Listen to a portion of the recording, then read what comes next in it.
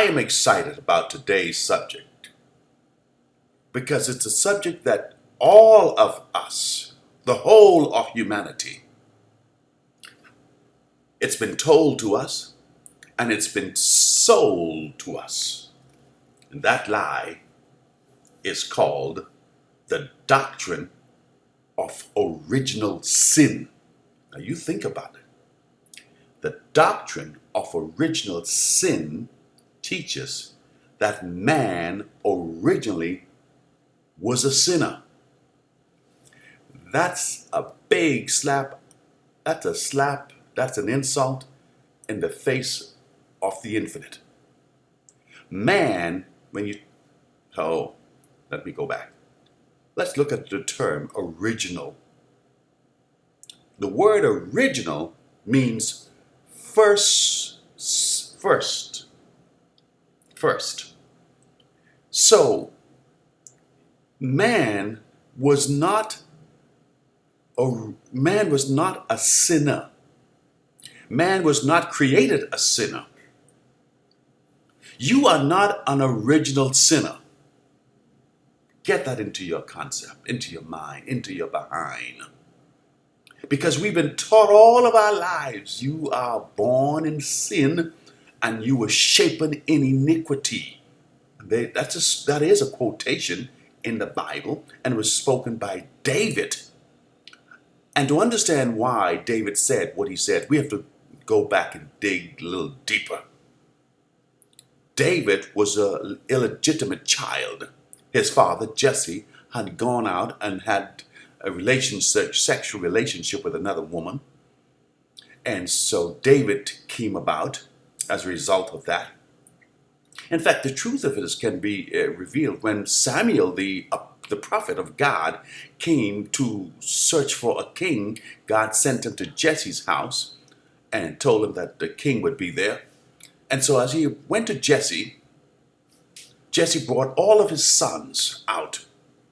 And he looked at all of them. They were nice looking guys and tall and, looked good. But Samuel, the prophet, said, God told him, none of these boys is he. These are not the guy. None of these are the guys that I'm talking about. So he asked Samuel. Samuel asked Jesse, is there not another?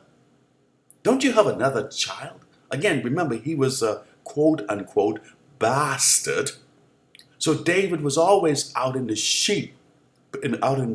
field taking care of the sheep. He was a shepherd. Now, shepherd in those days was if not the lowest on the totem pole.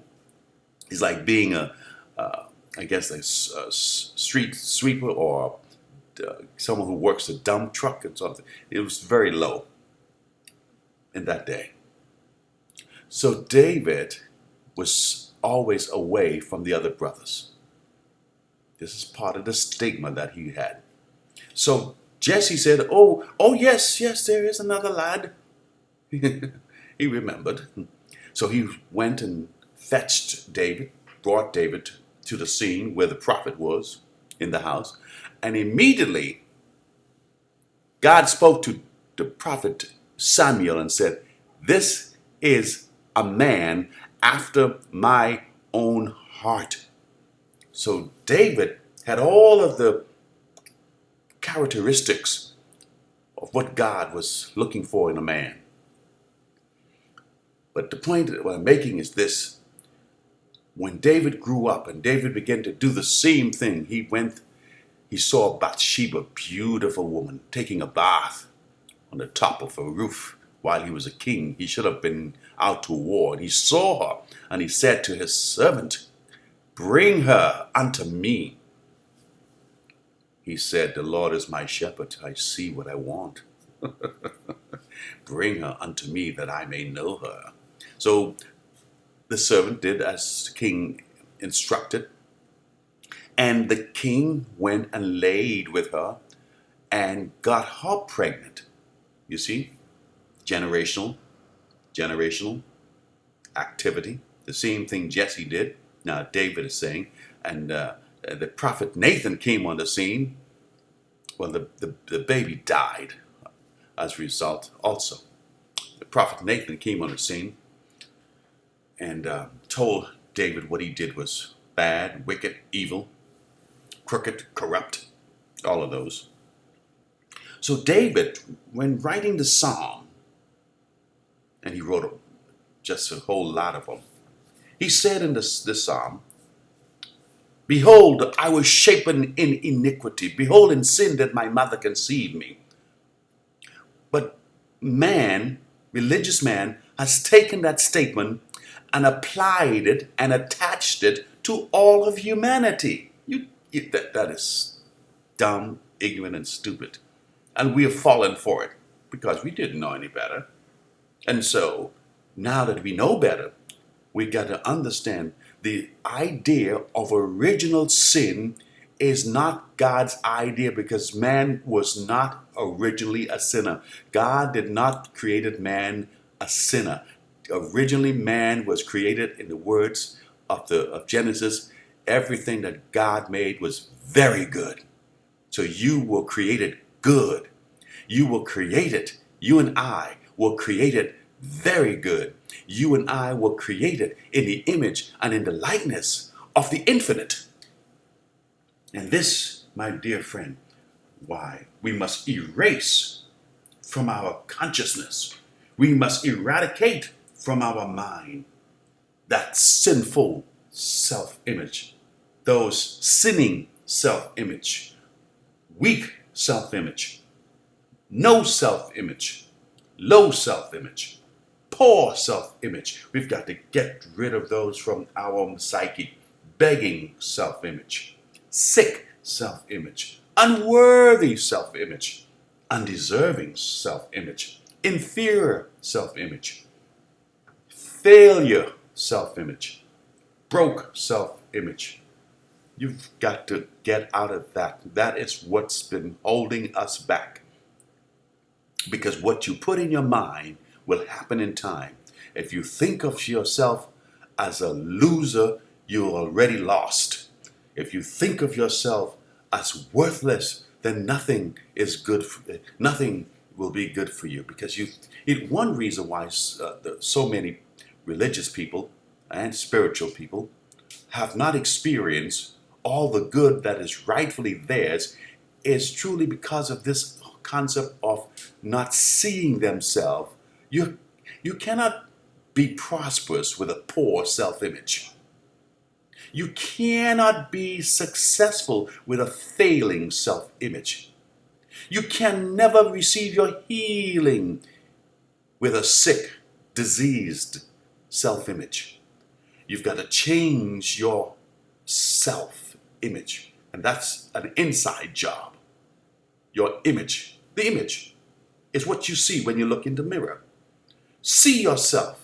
When God created you, before the infinite created you, it said the infinite said, "Let us." So you see the image, the infinite, is not just a man or a male.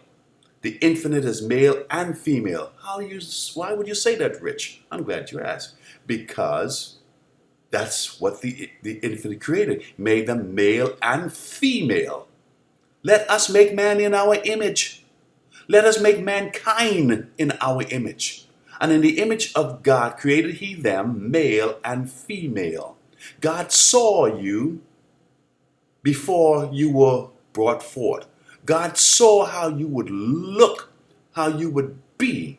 He had the image of himself, and he transported that image to you and I. You and I are created in the image and the likeness of infinite God, infinite good. Oh boy. Get everything that is contrary to that, cast down every imagination, every thought, every mood, cast it away from you, because that's not God, that's not good. And your self-image is vitally important for your success in life, because without a positive self-image, you cannot fulfill your purpose. You cannot be what you're supposed to be. You cannot do what you were supposed to do. You cannot have what you're supposed to have.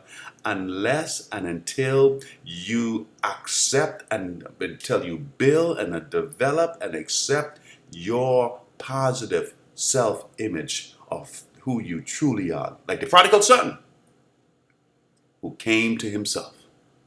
He came to the realization of his true self. You and I, like the prodigal, must daily come to that positive self-image. Daily come to our divine self. Daily come to our original state, our original self. Good. This is Empowermentalist RLKemp. Thanking you for listening. Thanking you for sharing. Thanking you for connecting. I see you. There is nothing lacking in you. In you, there is no lacking. In you, there is nothing broken. Join me right now in seeing yourself well, seeing yourself whole, seeing yourself complete, because you are.